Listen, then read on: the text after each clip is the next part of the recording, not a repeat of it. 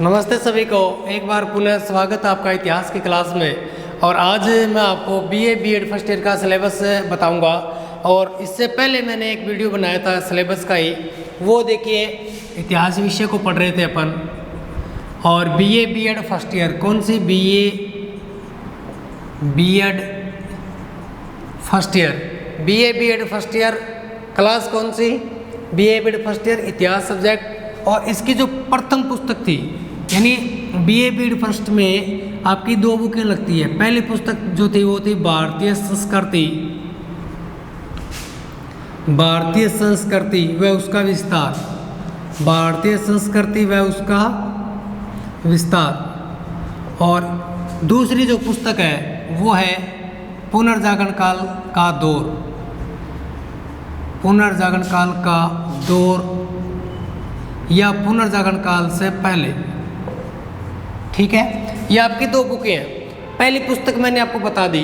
तो आपके ये जो पुनर्जागरण काल का जो दौर है, पुनर्जागरण काल से पहले यानी अर्लीस्ट टाइम्स टू रिफॉर्मेशन, यानी पुनर्जागरण काल से पहले, ये जो आपकी बुक है इसमें 60 नंबर का सिलेबस आएगा।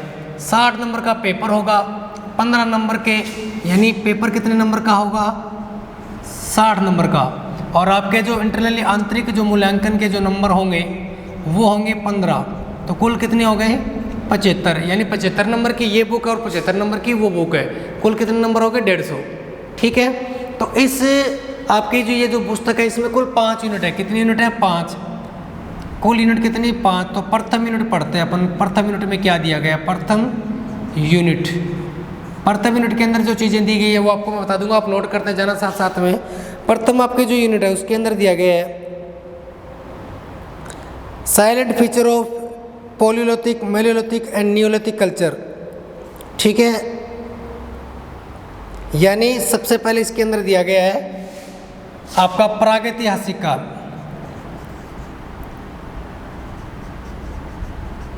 प्रागैतिहासिक काल। और इस प्रागैतिहासिक काल के अंदर जो चीज़ें इसने दी है वो दी है पॉलीलिथिक, मेसोलिथिक एंड नियोलिथिक, यानी पूरा पाषाण काल, पूरा पाषाण काल, पूरा पाषाण काल, मध्य पाषाण काल व नव पाषाण काल, व नव पाषाण काल। यानी मानव की उत्पत्ति किस प्रकार से हुई वो आपको यहाँ पे पढ़नी है। यानी आपकी जो प्रथम, यानी पुनर्जागरण काल से पहले की जो पुस्तक है उसके अंदर आपके जो प्रथम यूनिट है वो प्रागैतिहासिक काल इसमें पढ़ना है। और प्रागैतिहासिक काल को 3 भागों में बांटा गया है, पूरा पाषाण काल, मध्य पाषाण काल और नव पाषाण काल। ठीक है, उसके बाद ancient civilisation, causes of growth of civilisation of river valley religions, यानी विश्व की प्रमुख नदी घाटी सभ्यताएं, नदी घाटी सभ्यताएं, विश्व की प्रमुख नदी घाटी सभ्यताएं। ठीक है, यानी विश्व की जितनी भी प्रमुख सभ्यताएं हैं। एक प्रश्न आया था एग्जाम में कि विश्व की सारी सभ्यताएं नदियों के किनारे क्यों विकसित हुई। ये प्रश्न शायद 2018 में पूछा गया था। और बिल्कुल सरल सा क्वेश्चन है, क्योंकि मनुष्य की जहाँ आवश्यकता की पूर्ति होती है ना, मनुष्य वहीं पे रहना पसंद करता है। और नदी यानी जल, जल होगा तो जल मानव की मूलभूत आवश्यकता है। तो इसलिए ये आपकी प्रथम यूनिट में दिया गया है। आगे क्या दिया गया है, silent society, religions, art, architecture, development of science. यानी इस समय, यानी जब आपका प्रागैतिहासिक काल चल रहा है, यानी मानव की उत्पत्ति जिस समय हुई, जैसे सबसे पहले उन्होंने पहिए का आविष्कार किया, पत्थर का आविष्कार किया, पत्थरों के औजार थे, क्या खाते थे, मतलब जंगलों में रहते थे, वो खाते थे, वो खाते थे। उस समय की बात आई है। उस समय क्या कि उनका समाज, इनका समाज कैसा था, रिलीजन्स, उनका धर्म कैसा था, रिलीजन्स के बाद आर्ट एंड आर्किटेक्चर, कला व वास्तुकला, कला व वास्तुकला। यानी आज अपने को अलग, सबकी कला अलग अलग होती है। मौर्यों की अलग थी, गुप्तों की अलग थी, मुगलों की अलग थी, दिल्ली सल्तनत की अलग थी, मतलब इनकी अलग है। अब ये क्या करेंगे बेचारे, पत्थर के औजार वगैरह बनाएंगे ना, वो चीज़ें अपने को यहाँ। डेवलपमेंट ऑफ साइंस, यानी इस समय विज्ञान का विकास कहाँ तक हुआ? विज्ञान का विकास, डेवलपमेंट ऑफ साइंस, विज्ञान का विकास इस समय कहाँ विकास होगा साइंस का, ठीक है। उसके बाद यहाँ पर जो दी है वो दी है मेसोपोटामिया की सभ्यता, मेसोपोटामिया की सभ्यता, मेसोपोटामिया की सभ्यता, मेसोपोटामिया की सभ्यता। उसके बाद यहाँ का समाज, मेसोपोटामिया की सभ्यता, उसका समाज, उसका धर्म, उसकी वास्तुकला, उसकी वास्तुकला। उसके बाद यहाँ पर ज्ञान, विज्ञान, तकनीक,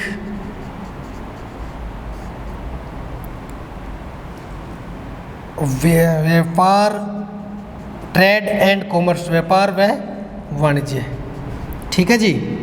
ये आपकी प्रथम यूनिट, देखो बहुत बढ़िया दिया है इसमें। प्रथम यूनिट के अंदर सबसे पहले आपको मानव की उत्पत्ति करानी है। मानव की उत्पत्ति आपको पता है कि ऑस्ट्रलोपिथेकस, रामपिथेकस, ये अलग अलग प्रकार से निएंडरथल है और है, वो आपको जब क्लास में आओगे तब बताऊंगा। वैसे अपन ने अगर ऑनलाइन बनाते रहेंगे तो मैं आपको पूरा करवा दूंगा। पूरा पाषाण काल, पॉलियोलिथिक, मेसोलिथिक, नियोलिथिक, ठीक है। उसके बाद ऑल द रिलीजन्स, ठीक है, स्टे इन द रिवर, यानी जो सभ्यताएं थी, जो सिविलाइजेशन थी, वो नदियों के किनारे क्यों पनपी, वो आए। उसके बाद वहाँ का जो सोसाइटी थी, वो सोसाइटी के बाद रिलीजन्स यानी धर्म। उसके बाद आर्ट एंड आर्किटेक्चर। उसके बाद है डेवलपमेंट ऑफ साइंस, इस समय विज्ञान का विकास कहाँ तक हुआ। द रिलीजन्स ऑफ मेसोपोटामिया की सभ्यता, वहाँ की society, religions, art, knowledge, science, technical, trade and commerce, ठीक है, यानी वहाँ का व्यापार एंड वाणिज्य। ओके, या आपकी क्या है पढ़ना आपको यहाँ से प्रागैतिहासिक काल से, पॉलियोलिथिक बोलते हैं इसको, वहाँ से पढ़ना आपको। प्रथम यूनिट आपकी, ठीक है। अब अपन पढ़ते हैं इसकी सेकंड यूनिट। कौन सी यूनिट पढ़ते हैं? सेकंड यूनिट, ठीक है भाई, द्वितीय यूनिट।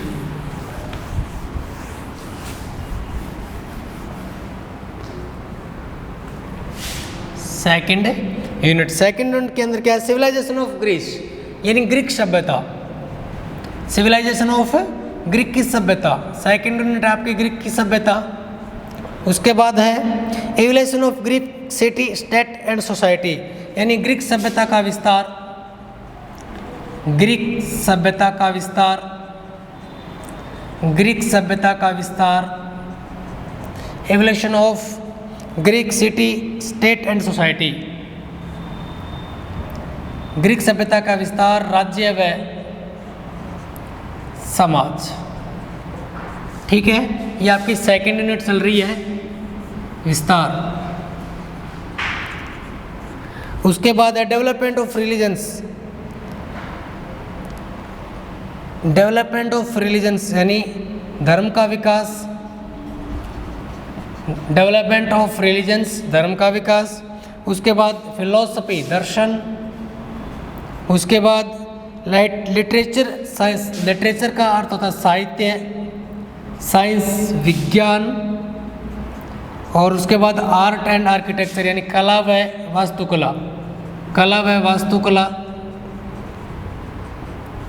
उसके बाद है यानी आपकी सेकंड बुक का सेकंड भाग, सेकंड यानी पहले उसमें क्या ग्रीक की सभ्यता है, और ग्रीक की सभ्यता में ग्रीक सभ्यता आ गई, यानी ग्रीक सिविलाइजेशन। उसके बाद द सिविलाइजेशन ऑफ ग्रीक सभ्यता एंड उसका विस्तार, स्टेट एंड सोसाइटी, उसका development of religions, philosophy, literature, science, art and architecture, ठीक है, कला, उसका विकास। उसके बाद इसी सेकंड यूनिट में है रोमन सिविलाइजेशन, यानी रोमन सिविलाइजेशन आपकी इसी में है, रोमन सभ्यता। रोमन सभ्यता में आपको क्या क्या पढ़ना है इसमें? यहाँ पर पॉलिटिकल आइडिया, राजनीतिक विचार, राजनीतिक विचार, राजनीतिक विचार में आपको फिर आगे पढ़ना है इसमें रोमन कानून, रोमन कानून, राइज ऑफ इम्पीरियलिज्म, इसमें दिया गया है रोमन साम्राज्य, रोमन साम्राज्य, साहित्य का विकास, साहित्य का विकास, साहित्य का विकास, कला व वास्तुकला का विकास, कला व वास्तुकला का विकास। ठीक है, उसके बाद इसमें क्या दिया गया है, हाँ, यानी आपकी जो सेकंड यूनिट है, सेकंड यूनिट में दो सभ्यताएं, एक ग्रीक की सभ्यता, एक रोमन सभ्यता, एक ग्रीक सभ्यता, दूसरी रोमन सभ्यता। अब इसके अंदर आपको ग्रीक सभ्यता का विस्तार, वहाँ का राज्य, वहाँ का समाज कैसा था, वहाँ पे धार्मिक धर्म कैसा था, दर्शन कैसा था, साहित्य का विकास कैसा हुआ, विज्ञान कला वास्तुकला का विकास है वहाँ पर कैसे होता है। दूसरी रोमन सभ्यता, रोमन सभ्यता में रोमन सभ्यता के राजनीतिक विचार कैसे थे, ठीक है, वहाँ के कानून कैसे थे, क्योंकि रोमन के अंदर 12 तख्तियों का कानून प्रसिद्ध था। उसके बाद रोमन साम्राज्य किस प्रकार से चला, उस वहाँ पर साहित्य का विकास कैसे हुआ, कला व वास्तुकला का विकास कैसे हुआ, ये सारा अपने को कौन से यूनिट में पढ़ना है, सेकंड यूनिट में। ठीक है, प्रथम यूनिट मैंने आपको बतला दी, दूसरी बतला दी, अब अपन पढ़ेंगे इसकी तीसरी यूनिट। कौन सी यूनिट है, तीसरी यूनिट।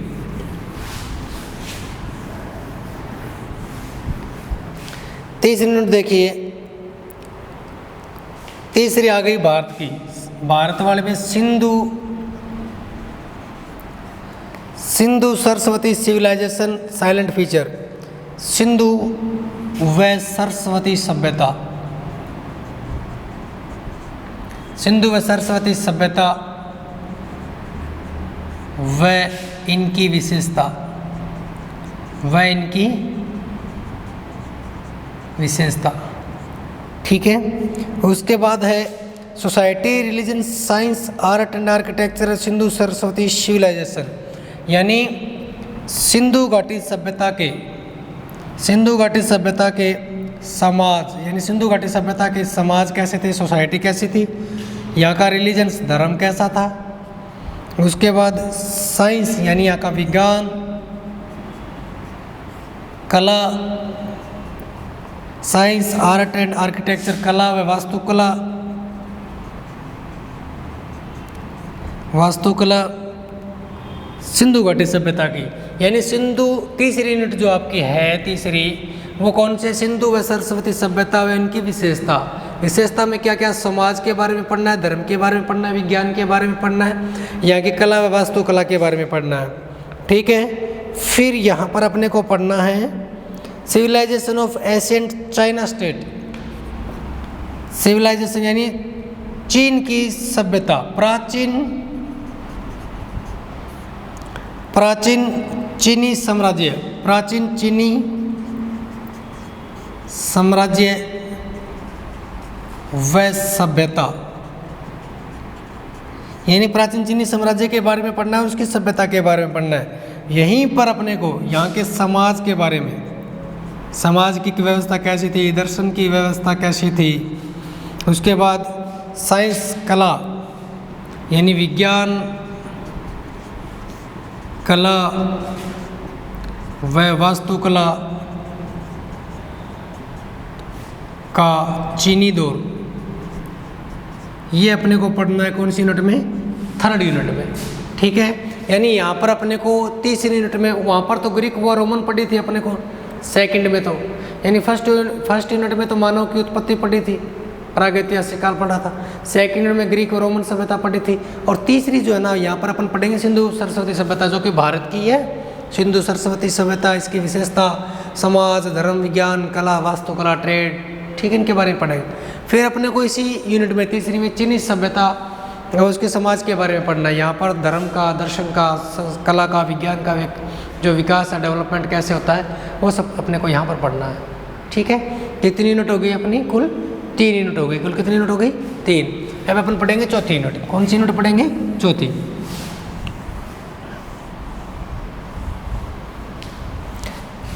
चौथी हमारी यूनिट है रोमन साम्राज्य का विस्तार, रोमन साम्राज्य का विस्तार, रोमन साम्राज्य का विस्तार। उसके बाद है rise, fundamentals and its impact, Roman साम्राज्य के रोमन साम्राज्य के अधिकार व कर्तव्य। ठीक है, उसके बाद पढ़ना है अपने को transaction of ancient society to medieval, यानी प्राचीन सभ्यता का, प्राचीन समाज का मध्यकाल में स्थानांतरण।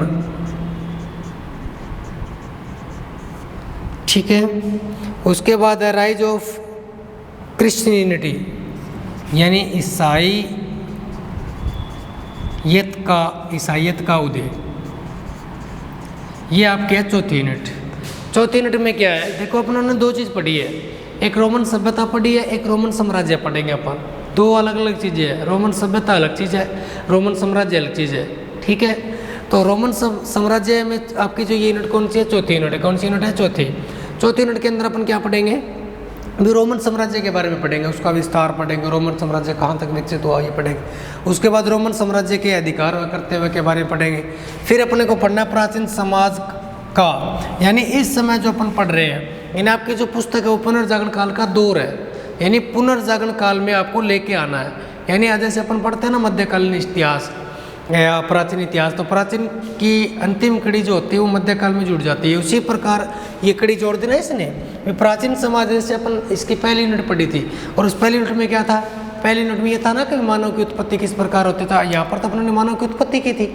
अब मानव की उत्पत्ति करते करते हमारी जो पीढ़ी थी, हमारा जो सिस्टम था, उसको कहाँ तक लेके आ गए, पुनर्जागरण काल तक ले गए। क्योंकि पुनर्जागरण काल तो कब स्टार्ट होगा, 16वीं सदी में शुरू होगा। कब शुरू होगा, 16वीं सदी में। तो ये कह रहा ना कि प्राचीन समाज का मध्यकालीन में स्थानांतरण, क्योंकि अपन कहते हैं ना भी जैसे इतिहास पढ़ाते हैं अपन, तो इतिहास पढ़ते समय ये तो कहते हैं ना भी इतिहास को खुद को कितने पार्टों में डाल रखा है, कितने पार्टों में, 3 पार्टों में ना। तो प्राचीन काल, मध्यकाल और आधुनिक भारत। अब जैसे आधुनिक भारत की बात करते हैं, देखिए ऐसा इतिहासकार बताते हैं ऐसा बताते हैं कि 23 जून 1757 को प्लासी का युद्ध हुआ था। ठीक है, और प्लासी के युद्ध से ही क्या मानी जाती है, मध्यकाल समाप्त और क्या, आधुनिक शुरू। अब आप ये कह सकते हो क्या कि 22 जून 1757 को तो हम थे मध्यकाल में, और जैसे ही 23 जून मिडेवल जैसे ही रात के 12 बजे 23 तारीख हुई तो हम किस में घुस गए, आधुनिक में। ये थोड़ा ना होता है, ये तो ट्रेड चलता है ना, बहुत लंबी प्रक्रिया होती है, और हमें उसके लक्षण दिखाई देने लग जाते हैं। पीढ़ियाँ गुजर जाती है, 100 साल गुजर जाते हैं, इसमें भी आधुनिकता के लक्षण है। अब प्राचीन, मध्यकाल और आधुनिक, इसमें जो चेंज हुआ है ये थोड़ी ना है। जैसे इसमें अपन पढ़ते हैं, इतिहासकार बताते हैं कि 23 जून 1757 यानी प्लासी के युद्ध के बाद की घटना है ना, आगे की घटना वो तो आधुनिक में गिनी जाएगी, और पीछे की घटना किस में गिनी जाएगी, मध्यकाल में। तो 22 जून 1757 यानी 22 जून रात के 11:59 पर तो हम थे किस में, मध्यकाल में, और जैसे ही 12:01 हुई तो हम किसमें घुस गए, आधुनिक। तो ऐसा नहीं होता, ये एक दौर चलता है, एक ट्रेड चलता है, उसके लक्षण हमें दिखाई देने लगते हैं। और तब अपन कहते हैं ना, जैसे आज वर्तमान में नहीं कहते हैं क्या, जैसे आज वर्तमान में अपन लोग कहते नहीं है कि आज जैसे आजकल ट्रेड चल रहा है, जैसे अपन बोलते हैं ना ट्रेड चल रहा है, लोग ऊंची ऊंची पैंटें पहनते हैं, लड़कियां ऐसे मतलब इस प्रकार के वस्त्र पहनती है जो भारतीय संस्कृति के नहीं है। तो अपन नहीं कहते कि भारतीय संस्कृति नहीं है, ये वेस्टर्न कल्चर आ गया, पश्चिमी सभ्यताएं आ गई। तो ये शब्द आज मैं खुद 25-30 साल का हो गया, मैं खुद सुन रहा हूँ, जब से मैंने होश संभाला है मैं ये खुद सुन रहा हूँ कि भारत में मतलब विदेशी कल्चर आ गया, वेस्टर्न कल्चर आ गया, लोग बदल रहे हैं। फिल्मों को देख देख के हमारे यहाँ पे पहनावे का, बालों पे, हर चीज़ में मतलब देखिए एक तरह से चेंजिंग हो रहा है। तो चेंजिंग आज थोड़ा ना हुआ है, एक दिन में थोड़ा ना हुआ है। लोग ऊंची पैंट पहनते तो एक दिन में पहनना शुरू कर दिया गया, एक दिन में तो नहीं पहनते ना। पहले ऐसे थोड़े दिन पहले चले जाओ, लोग नीची पैंट पहनते थे, आज ऊंची पहनने शुरू कर दी। थोड़े दिन बाद ऐसा आएगा कि लोग वापस नीची पहनने शुरू कर देंगे। पहले लोग शर्ट ऊंची पहनते थे, पैंट नीची पहनते थे, आज शर्ट नीची पहनते हैं, पैंट ऊंची पहनते हैं, जराब मोजे नहीं पहनते हैं, बालों का पता नहीं कैसे कैसे रखते हैं। तो वो चीज़ें सारी ये आधुनिकता के लक्षण। ये तो चेंजिंग जो होता है वो बहुत समय लगता है इसमें, ऐसा बात नहीं है कि भी एक दिन में कुछ चेंजिंग हो गया। तो भारतीय प्राचीन समाज का किसमें मध्यकाल में क्या हो रहा है, स्थानांतरण हो रहा है। उसके बाद क्या हो रहा है, ईसाइयत का उदय, यानी ईसाइयत का उदय होगा तभी तो पुनर्जागरण होगा ना। बात डाल दी ना इसमें, अभी तो चौथी यूनिट में पहुंचे अपने, एक यूनिट और बची है। देखिए क्या होगा, प्राचीन समाज का मध्यकाल में स्थानांतरण होगा और क्या हो जाएगा, ईसाइयत का उदय हो जाएगा। जब ईसाइयत का उदय होगा तो अपन इसकी क्या पढ़ लेंगे, 5 यूनिट पढ़ लेंगे। ठीक है,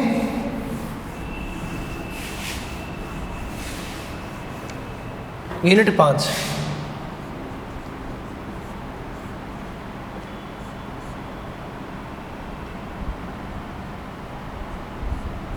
ठीक है, यूनिट 5 के अंदर आपको क्या क्या दिया, rise of Islam, advantage of Arab evolution, Islam state.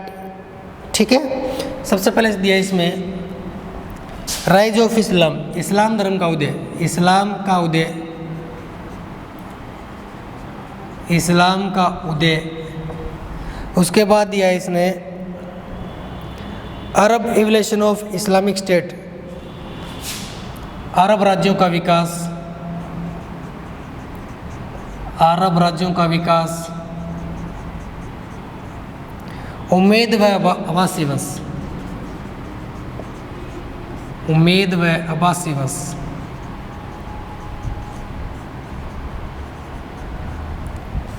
ठीक है, उसके बाद है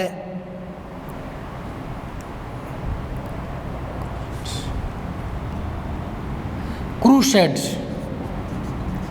क्रूसेड व यूरोप पर इसका प्रभाव, व यूरोप पर इसका प्रभाव।